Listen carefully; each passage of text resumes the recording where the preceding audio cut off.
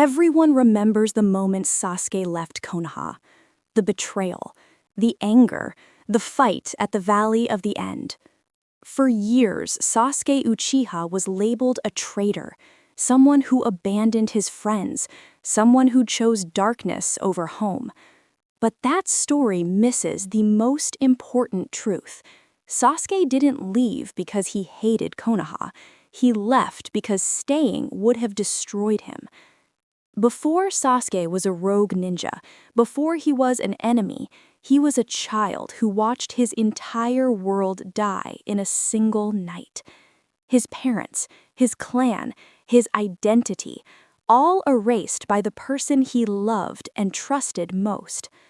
From that moment on, Sasuke's life stopped moving forward. It froze. Konoha continued to grow around him, new missions, new friendships, new smiles. But Sasuke remained trapped in the past. Every street reminded him of what he lost.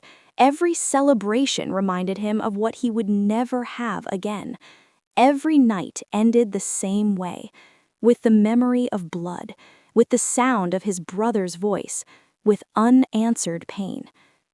People often say Sasuke had everything in Konoha: friends, teachers, a future. But what they forget is this: you cannot heal in the same place where you were broken. Naruto represented what Sasuke couldn't reach: belonging, connection, hope. And as Naruto grew stronger, something inside Sasuke cracked. Not because he hated Naruto, but because Naruto was proof that Sasuke was stuck. Power wasn't just about strength for Sasuke, it was about control. If he became strong enough, maybe the nightmares would stop.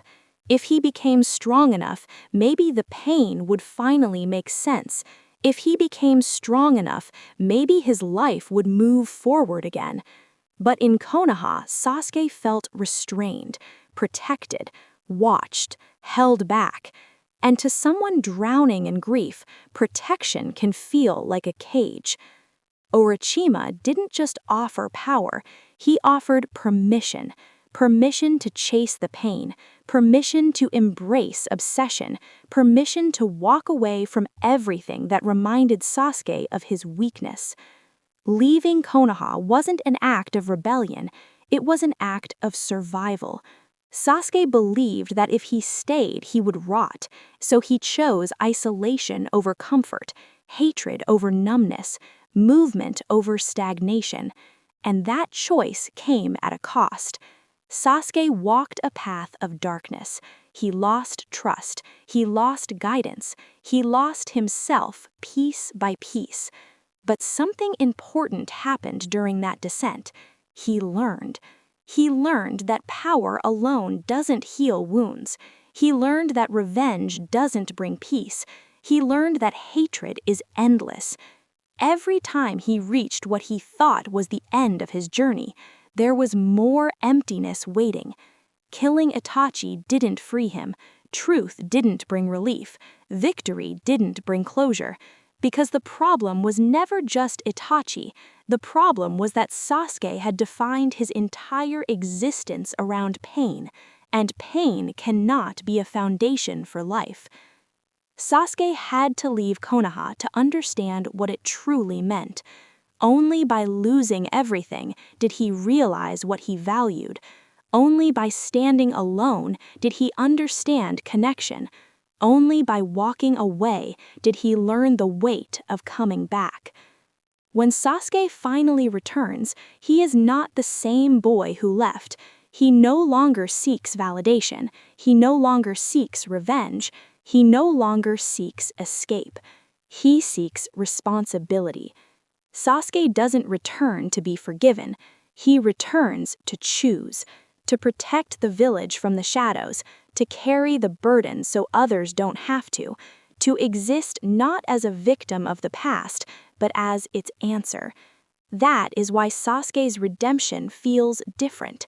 It isn't loud, it isn't celebrated, it isn't clean. It's quiet, it's heavy, it's earned. Sasuke learned that belonging is not something you inherit, it's something you decide. Naruto never stopped chasing Sasuke because Naruto understood something crucial, that leaving doesn't always mean abandoning. Sometimes it means searching for a way back. Sasuke had to leave to confront his darkness alone, because if he stayed, he would have blamed Konoha, he would have blamed Naruto, he would have blamed the world. Leaving forced Sasuke to face himself, and that is why his return matters. Not because he became good again, but because he became whole. Sasuke's story isn't about betrayal, it's about growth that couldn't happen in safety. It's about the painful truth that some people must walk away, not to escape love, but to learn how to accept it. Sasuke didn't come back because he was dragged home. He came back because, for the first time, he knew why he wanted to stay. And that is why Sasuke had to leave, to truly come back.